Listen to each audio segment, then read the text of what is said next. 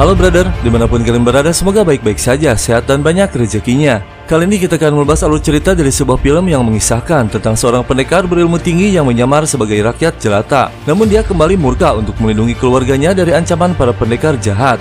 Tidak usah berlama-lama lagi, kita masuk ke alur ceritanya. Kisah berawal dengan memperlihatkan seorang pria bernama Liu Jinxi. Ia hidup bersama istrinya yang bernama Ayu dan anak-anaknya di sebuah desa bernama Liu. Ia bersama istrinya terbangun oleh suara alarm tradisional zaman itu. Jinxi kemudian menyiapkan perlengkapan sebelum berangkat bekerja, sementara Ayu menyiapkan sarapan pagi.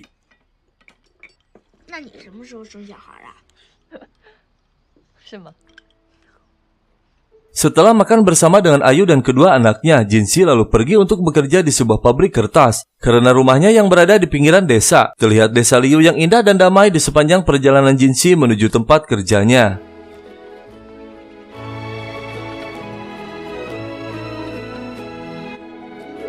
Sesampainya di tempat kerja, Jinxi kemudian melakukan pekerjaannya sebagai pembuat kertas. Tak lama kemudian, pabrik tempatnya bekerja didatangi dua orang preman yang salah satunya bernama Yan Dongseng.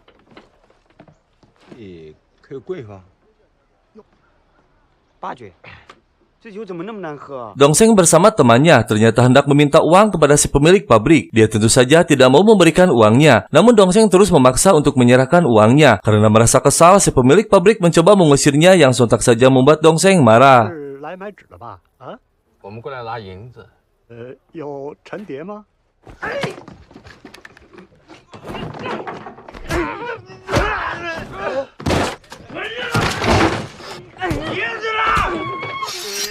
Awalnya Jinxi yang berada di dalam tak mau ikut campur dengan apa yang sedang terjadi. Dia nyumput di balik dinding. Namun karena melihat perbuatan kedua preman tersebut yang semakin menjadi-jadi, akhirnya Jinxi terpaksa turun tangan. Namun dengan pura-pura bodoh tak bisa kungfu.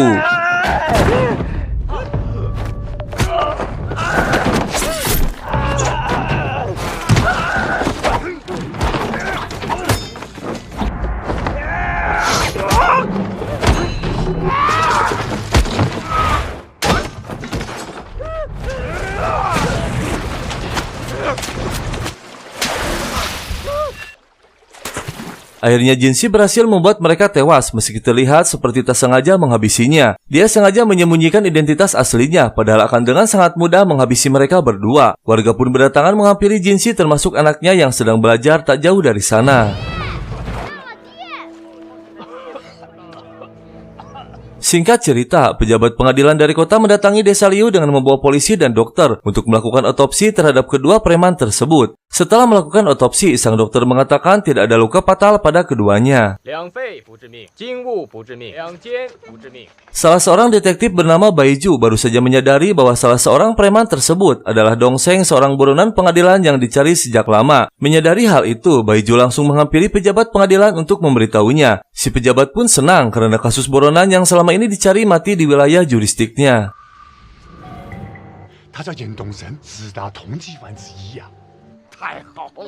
Akhirnya pejabat setempat menyatakan bahwa kasus tersebut telah selesai dan ditutup. Ia juga mengatakan bahwa ini semua adalah aksi heroik Jinxi. Si pejabat kemudian berterima kasih kepada Jinxi karena telah menghabisi seorang buronan pengadilan yang sudah lama dicari.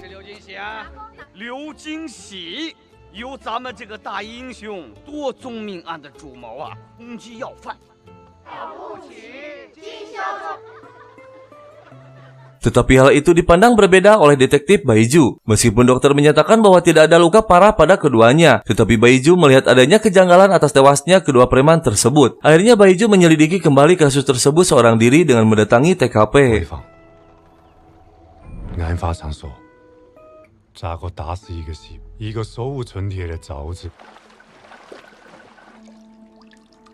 Merasa curiga dengan Jinxi yang hanya seorang buruh pabrik namun mampu menghadapi dua pendekar yang paling ditakuti, Baiju kemudian mulai mencari fakta terkait pribadi Jinxi kepada warga desa setempat. Dia pun mendapatkan fakta bahwa Jinxi sebenarnya bukan berasal dari desa Liu, melainkan berasal dari desa Liangshao dan klan Gong yang merupakan keluarga pemotong hewan. Sampai akhirnya Jinxi pindah ke desa Liu karena menikahi seorang janda beranak satu yaitu Ayu.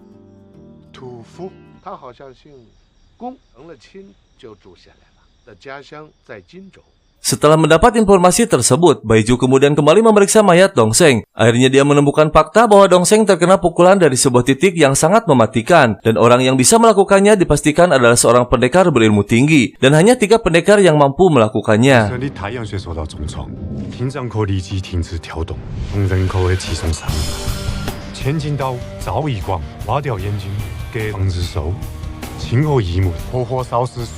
Keesokan harinya, di saat Jinshi sudah berangkat ke tempat kerjanya, Baiju mendatangi rumah Jinshi untuk mencari informasi kepada istrinya. Namun tak banyak informasi yang bisa didapatkan dari Ayu, karena Jinshi sendiri tidak pernah menceritakan masa lalunya kepada Ayu.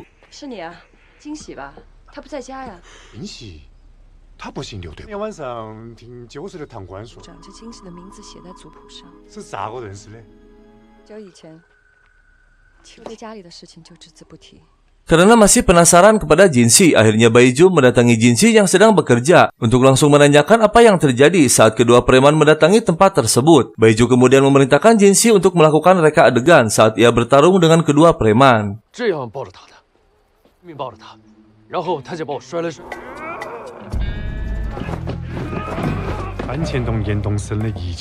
Saat Jinshi sedang melakukan reka adegan tersebut, Baiju terus mengamati dan menganalisis apa yang sebenarnya terjadi. Sampai akhirnya hasil analisisnya menemukan bahwa kedua preman itu tidak tewas secara kebetulan, melainkan sengaja dihabisi oleh Jinshi yang berpura-pura diserang. Tetapi di saat yang bersamaan ia mengendalikan pergerakan kedua preman tersebut, sehingga warga hanya melihat bahwa Jinshi lah yang diserang pada saat berkelahi.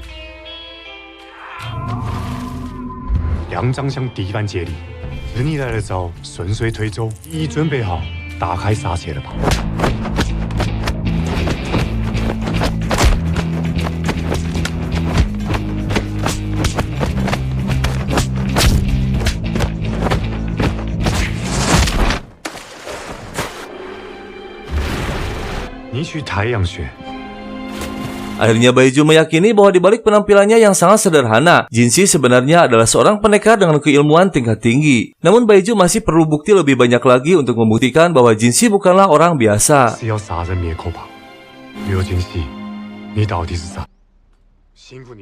Sejak saat itu, Baiju terus mengikuti Jinshi kemanapun ia pergi untuk menemukan bukti siapa Jinshi sebenarnya dan kemudian akan menangkapnya. Hingga pada suatu waktu, saat Baiju mengikuti Jinshi yang sedang membawa beberapa bambu dari hutan. Saat mereka melewati sebuah jembatan yang sempit, Baiju berpura-pura ingin membantu Jinshi memikul bambu yang dibawanya. Namun sebenarnya dia berniat akan menjatuhkan Jinshi ke sungai untuk mengetahui apakah Jinshi bisa menyelamatkan diri atau tidak.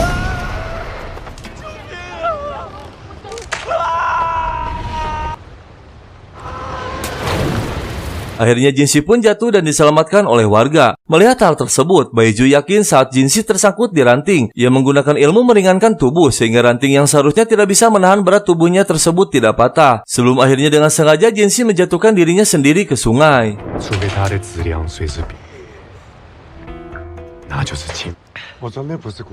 Untuk mendapatkan bukti lebih lanjut, Baiju memerintahkan teman detektifnya untuk pergi mencari informasi ke desa Liansao, yang merupakan desa kampung halaman Jinshi sebelumnya.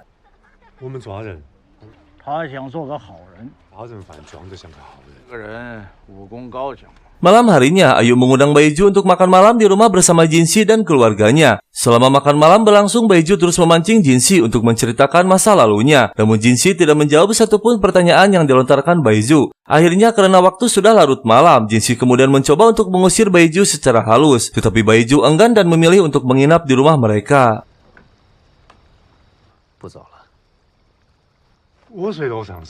Keesokan harinya, Jinshi dan Ayu mengikuti sebuah acara penobatan salah satu anaknya yang telah dianggap dewasa karena sudah berusia 12 tahun. Sementara itu, Baiju terus memperhatikan Jinshi dari kejauhan.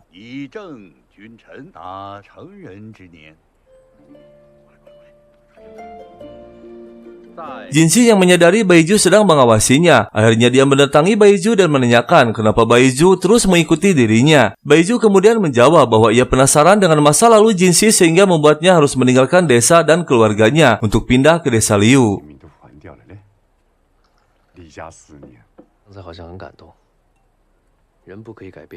Jinsi yang ingin agar Baiju berhenti mengikuti dirinya, kemudian menceritakan masa lalunya. Ia menceritakan bahwa sebelumnya adalah anak dari keluarga pemotong hewan, sampai akhirnya 10 tahun yang lalu terdapat sebuah keluarga pemotong hewan lain yang memiliki hutang kepada keluarganya. Ayahnya yang kesal karena hutangnya tak kunjung dilunasi, kemudian memerintahkan Jinsi untuk membantai keluarga pemotong hewan tersebut, dan Jinsi pun membantai mereka semua.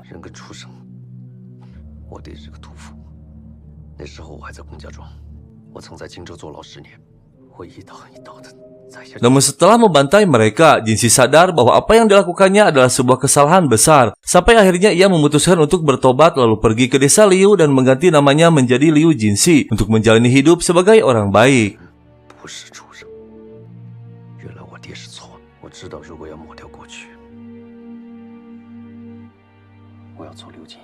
Setelah menceritakan masa lalunya, Jinsi meminta agar Baiju melepaskan dirinya. Dia pun pergi bersama Ayu dan anak-anaknya. Sementara Baiju yang masih curiga dengan cerita Jinsi terus mengikutinya. Sampai akhirnya Baiju melihat sekumpulan lalat yang terhempas saat mendekati tubuh Jinsi di sebuah pasar. Baiju yang semakin yakin bahwa Jinsi telah berbohong tentang ceritanya. Karena ia memiliki energi Qi yang sangat kuat, di mana seharusnya itu hanya dimiliki oleh orang yang sangat hebat.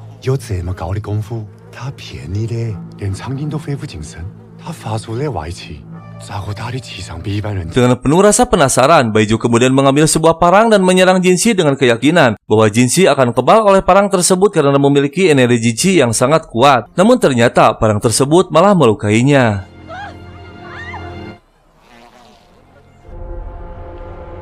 Warga yang melihat apa yang dilakukan Baiju seketika langsung membencinya. Tak hanya itu, warga desa bahkan mengusir Baiju untuk pergi dari desa mereka. Baiju pun akhirnya mengurung dirinya di sebuah penginapan.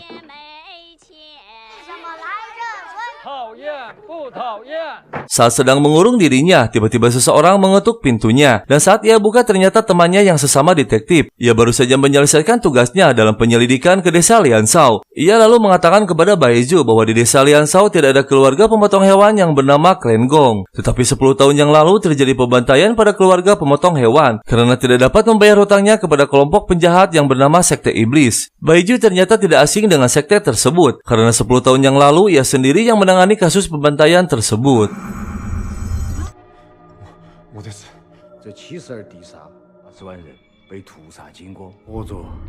Baiju juga mengetahui setelah menangani kasus tersebut bahwa salah seorang komandan Sekte Iblis bernama Tanglong tiba-tiba menghilang. Baiju kemudian mengurutkan urutan kejadian tersebut dengan kedatangan Jinsi 10 tahun silam ke desa Liu. Dengan mengejutkan, akhirnya Baiju meyakini bahwa Jinsi sebenarnya adalah sosok komandan kedua dari Sekte Iblis bernama Tanglong yang hilang 10 tahun yang lalu.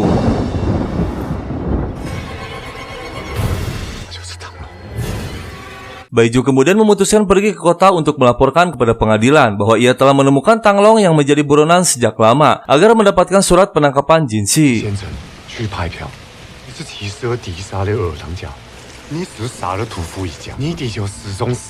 Saat sedang dalam perjalanan keluar desa, tiba-tiba Baiju bertemu dengan Jinsi yang menawarkan untuk mengantarkan Baiju. Ia menunjukkan jalan pintas menuju ke perkotaan. Mereka berdua pun berjalan di tengah hutan sampai akhirnya Jinsi berhenti dan bertanya kepada Baiju apakah ia akan melepaskannya. Baiju yang sudah mengetahui sosok Jinsi sangat ketakutan dan menjawab ia akan melepaskannya. Jinsi kemudian memeluk Baiju dan mengatakan untuk segera melanjutkan perjalanannya ke kota. Baiju pun dengan perlahan meninggalkan Jinsi, dan saat ia melihat ke belakang, Jinsi ternyata sudah menghilang. Karena merasa ketakutan, Baiju pun berlari agar segera sampai menuju perkotaan.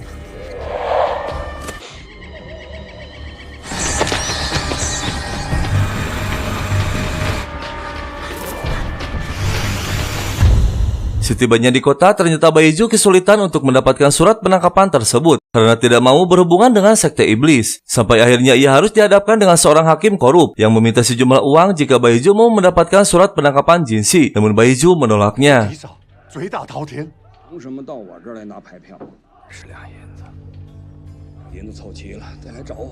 Tapi setelah dipikirkan kembali, akhirnya ia meminjam uang kepada istrinya yang merupakan seorang pengusaha demi mendapatkan surat penangkapan dari sang hakim korup. Lalu sang istri pun memberikan uangnya kepada Baiju. Setelah berhasil mendapatkan surat penangkapan Jinsi, ia pun berangkat ke desa Liu bersama pasukan dari kepolisian untuk menangkap Jinsi.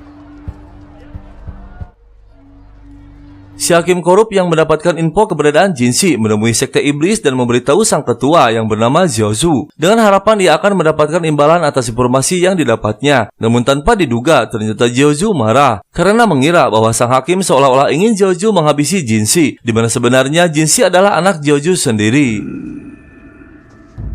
跟我们的关系最……救我！救我！好大个胆！他亲生儿子！ Sang ketua marah dan berteriak bahwa tak akan ada seorang pun yang mampu menandingi kesaktian Tang Long. Lalu dia mengutus komandan kedua yang bernama Kun pengganti posisi Tang Long untuk menjemput Jinshi ke desa Liu.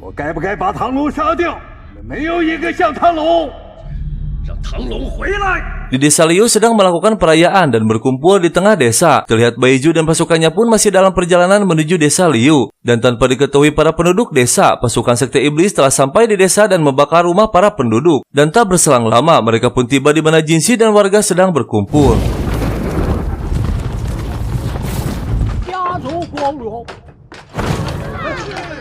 Salah seorang pendekar langsung menghampiri memerintahkan Jinshi untuk berlutut dan mengakui jati diri sebenarnya di hadapan para penduduk. Jinshi terus menolak dengan mengatakan bahwa dirinya adalah Liu Jinshi dan bukanlah Tang Long.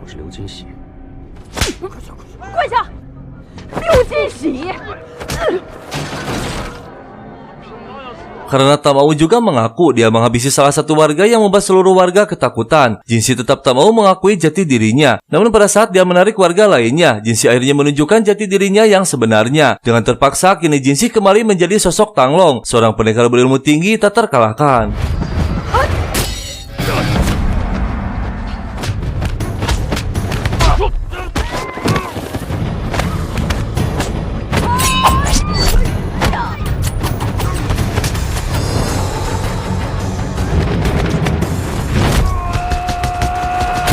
Setelah berhasil menghabisi satu pendekar, agar tidak ada penduduk yang menjadi korban jiwa, Tang Long kemudian memancing satu pendekar lagi untuk mengejarnya dan bertarung di tempat yang aman dari penduduk.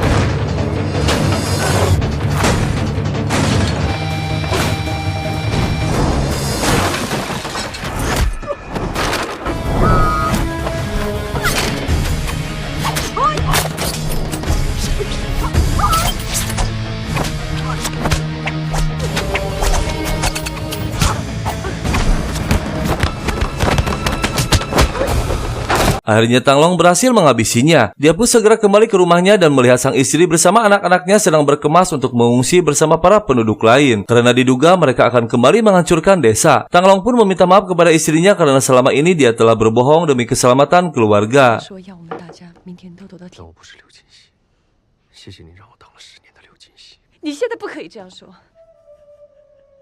Keesokan harinya, Baiju dan para petugas baru tiba di desa Liu. Ia melihat seluruh desa telah hancur dan banyak warga yang tewas. Tak lama kemudian, Tang Long pun muncul menghampiri Baiju dan mengakui bahwa dirinya adalah komandan sekte iblis. Melihat hal tersebut, para petugas yang ketakutan memutuskan untuk kembali karena tidak mau ikut campur dan berurusan dengan sekte iblis.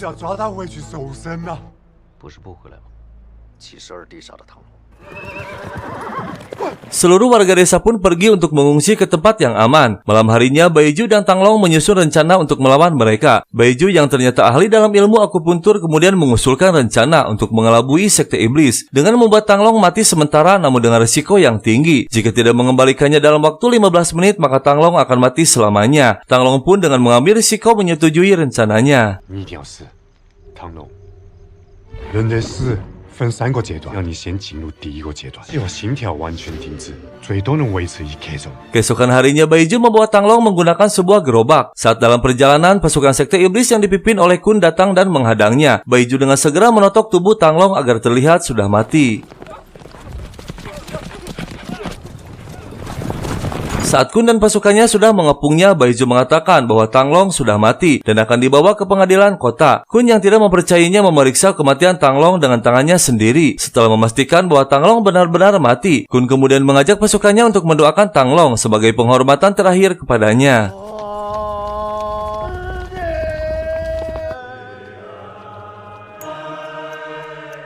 Pada saat yang bersamaan, ternyata Xiaozu sudah berada di tempat pengungsian para penduduk desa. Dia mengatakan dan mengancam kepada para penduduk bahwa ia sedang mencari anaknya Tang Long yang berumur 4 tahun.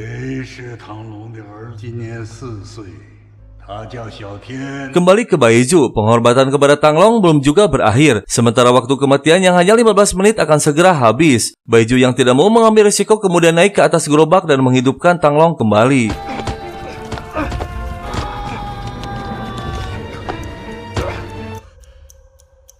Akhirnya Tanglong pun terbangun dari matinya yang membuat terkejut seluruh pasukan sekte dan rencana pun gagal. Mengetahui hal tersebut sontak saja membuat Kun dan pasukannya marah. Namun tanpa diduga tiba-tiba Tanglong bangkit mengambil pedang Kun dan menebas tangannya sendiri.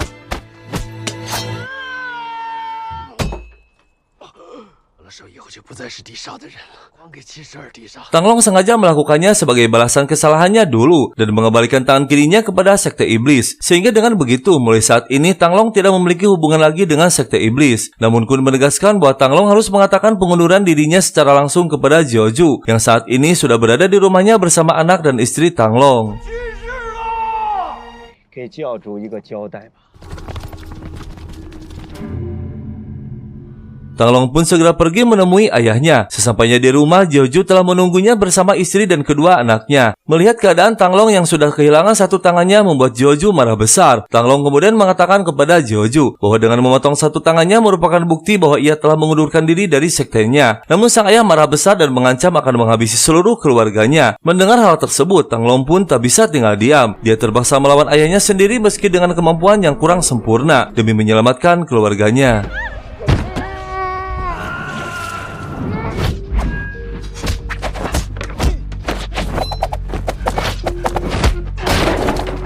Pertarungan yang sangat tidak seimbang, di mana Tanglong yang telah kehilangan satu tangannya harus melawan ayahnya sendiri, yang merupakan seorang pendekar tingkat tinggi. Tanglong yang menebas Jiuzhu dengan pedangnya tidak melukainya sedikit pun, karena Jiuzhu memiliki ilmu kebal.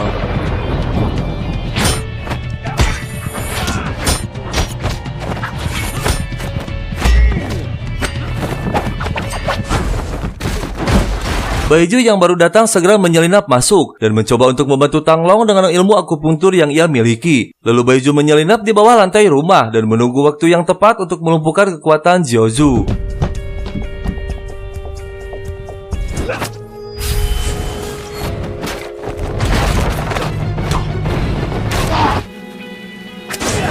Jiuzhu mengincar anak Tanglong dan mengejarnya. Namun tak berselang lama, Tanglong bangkit kembali meski dengan keadaan yang sudah lemah.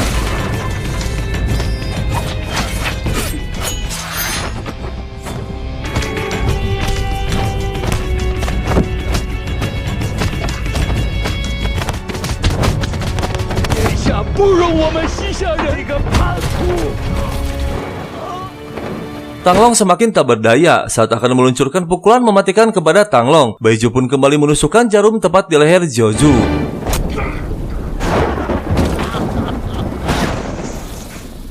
Akhirnya Jiuzhu tewas tersambar petir karena terpancing oleh jarum yang ditusukkan Baizu di leher dan di kakinya.